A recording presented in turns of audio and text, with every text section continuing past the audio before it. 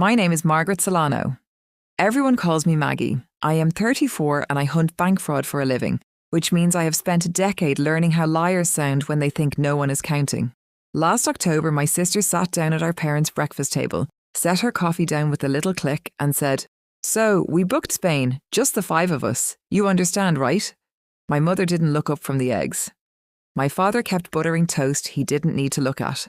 I said, of course, and it came out light and trained the way it always did. 3 days later, my phone buzzed at 6:14 in the morning. Summit Ridge Bank, my own employer, charge alert, $11,900, Hotel Miramar, Barcelona. I lay there and watched the number the way you watch an animal you aren't sure is still breathing. I didn't call my sister. I didn't text the family chat. I made tea and started building a timeline, because in fraud, the most expensive thing a victim ever does is the thing she does in the first 60 seconds. And I had trained myself out of that mistake a long time ago. I should back up to that Sunday. I drove the 31 miles from my apartment to my parents' house the way I had every week since I was 22. My mother had texted the night before, "Just come for brunch, your father wants to see you." No mention of any trip. I let myself in, took my shoes off, walked into the kitchen, and found 4 mugs poured on the counter instead of 5. My mother said, "Help yourself, sweetie." And I poured my own and set it beside the others and pretended, the way our family always pretended, that the math worked out. My sister Lauren walked in carrying my niece Lucy, who is 5, and kissed my cheek without touching it and did not look at me, which was strange because Lauren had spent 30 years training me on exactly how she walked into a room, and this time the script had changed. Her husband Grant didn't say hello, and Grant always says hello. My father buttered his toast with a concentration no man needs for toast. There was a printed itinerary on the table, 3 stapled pages, Hotel Miramar, then Madrid, 12 days, 1 corner folded from where someone had rehearsed what to say the night before. Then Lauren delivered her line and my father kept buttering and my mother turned down the burner, and I said of course. My niece Lucy looked up from her plate and asked, "Aunt Maggie, are you coming?" Lauren answered before I could, "Aunt Maggie has too much work, baby." Lucy tilted her head and said, "But Mommy said the trip is for our whole family. Aren't you our whole family?" Nobody corrected her. My mother kept talking about Madrid. I caught Grant's phone reflected in the cabinet glass. His banking app was open. That was the moment I understood the shape of it. They had already had this conversation, all of them, without me in the room. I drove home without the radio on. I should tell you about the card first, because none of this makes sense without it. 4 years earlier, Lauren sat at my kitchen table and cried for 40 minutes. My niece was 8 weeks old. Lauren had quit her job. Grant's commission was thin and she said very quietly, "I just need something for emergencies. I'll Venmo you back the second his bonus hits." I called my bank the next morning and added her as an authorized user on my card. In my family, looking too closely at money was the rude thing to do. So I never wrote any of it down. And the text that started as "I'll pay you back slowly" stopped saying anything at all. I would notice a Sephora charge I didn't remember, a boutique in Aspen I'd never visited, and I would tell myself the comfortable lie, I forgot. I always tell myself I forgot. That Tuesday morning, the day the alert came, I did not panic, and panic is the tell that separates a story from a case. I gave myself 1 slow minute, counted to 60 twice, then logged into my bank's internal fraud portal the way I log in every weekday and pulled 6 years of transaction history sorted by authorized user. 200 and some lines. I named the export file and saved it, then called not the customer line, but the internal fraud line, Tier 3, where I knew the man who answered, Desmond Yates, because I had trained him myself 2 years earlier on exactly this pattern, family cluster fraud. Desmond didn't ask why. He pulled the data, flagged every transaction for review, killed the authorized user card the instant its chip touched a terminal, froze the hotel's authorization so the charge would never even post, and flagged the booking code across the network. So every tour and transfer tied to that trip would surface in real time. Then he found 3 auto pays hidden on my card that I hadn't set up, utilities and streaming services under my parents' names going back to March. "Lock them," I said. "Done." "Off the record, Maggie," he said. "How long has this been going on?" 4 years. Jesus. "I'll be fine," I told him. And I mostly meant it. I went for a 40-minute walk along the creek path near my apartment and didn't check my phone once. When I got back, there were 53 missed calls, 20-some texts, over a dozen voicemails. I didn't listen to them. I read the transcripts instead, because hearing a person cry changes nothing about a case, but reading it lets you hold the facts without holding the person. Card declined at dinner. Hotel asking questions. What did you do? They kicked us out. My sister had also called my mother a dozen times, and my mother hadn't picked up, which told me my mother already knew enough to wait. Then the hotel itself called. A senior concierge named Inez Marta, careful and measured, told me the cardholder name on file was mine and the guest wasn't, and that my sister had signed a card authorization form at the front desk using my initial and her own first name side by side, so it read like consent that was never given. Always sisters, Inez said quietly. Always around a holiday. You're the first one who's called us back the same day. She told me Lauren was still in the lobby trying Grant's card, which had already been declined twice, and that I should know they likely had nowhere to sleep that night.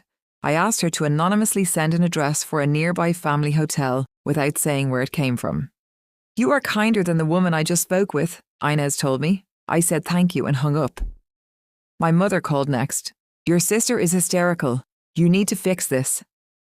Fix being the verb she has used on me since I was 9. My father was on speaker, silent, a home renovation show muttering behind him. I asked my mother a single question. Did you know about the trip before Sunday? 2 weeks, she admitted, maybe 3. And you let her tell me at breakfast like a surprise and let her use my card. She told me she'd cleared it with you, my mother said. And you believed her, I said. She is your sister, Maggie. She said that sentence 3 times in 11 minutes. I told her I hadn't heard the word daughter once in the whole call. Then I sent her a screenshot of the forged authorization form, the initial that wasn't Lauren's own name, and asked her to look at it. My mother was quiet for 30 full seconds, the longest silence she'd ever given me, then said, This isn't who we are, and I hung up mid-sentence. That week I printed all 218 transactions and sat at my kitchen island with 4 highlighters. Cayenne for the honest baby expenses, roughly $22,000 I could live with. Yellow for groceries, red for travel, and there were 11 trips I never knew about. Nashville, Mexico City, Aspen twice. Spain would have been the 12th, while I hadn't taken a single vacation in 4 years. Black for the rest. Spa weekends, designer boots, an Apple Watch, a Sephora charge dated my own birthday, the exact week my sister handed my mother a candle at dinner and said, That's so thoughtful. The total at the bottom was $94,000, almost precisely the down payment on the house I told myself I couldn't afford yet. I hadn't been unlucky with money. I had been quietly bankrolling my sister's whole life, $300 at a time, for 4 years. I brought the file to my supervisor, Adrian Foss, who read it in silence, and said if a stranger brought her this file, she'd open a federal referral by lunch. I don't want her in a courtroom, I told her. I want her to stop. I want my niece to never visit her mother in a jail. Adrian nodded and told me to document everything, get an outside witness, and not treat myself worse than I'd treat any other victim. That night, my oldest friend, Callie Reyes, fed me pasta and told me she'd known since the day Lauren got added to my card and had been waiting for me to be ready to hear it. A few days later, my Uncle Sal called, my father's brother, and told me my father had known too, had quietly pulled a company card off the books after Lauren spent it down, and had been waiting his whole life for someone else to do what he never could. I watched Spain collapse from my couch with a cup of tea. The hotel released their suite by midday. Lauren posted a soft focus Instagram story about hotels messing up bookings, hashrail motherhood, and got 1,000 likes in half an hour, while her tour bookings quietly cancelled themselves and 2 of her sponsors pulled out sighting card authorization concerns. Grant's card got declined at 3 more places in Barcelona. They ended up in a 2-star hostel. Inez texted me that the night clerk gave my sister a bottle of water and asked her to lower her voice. My mother sent me a photo of my niece asleep on an airport bench, captioned, "Is this what you wanted, Maggie?" I saved it without replying.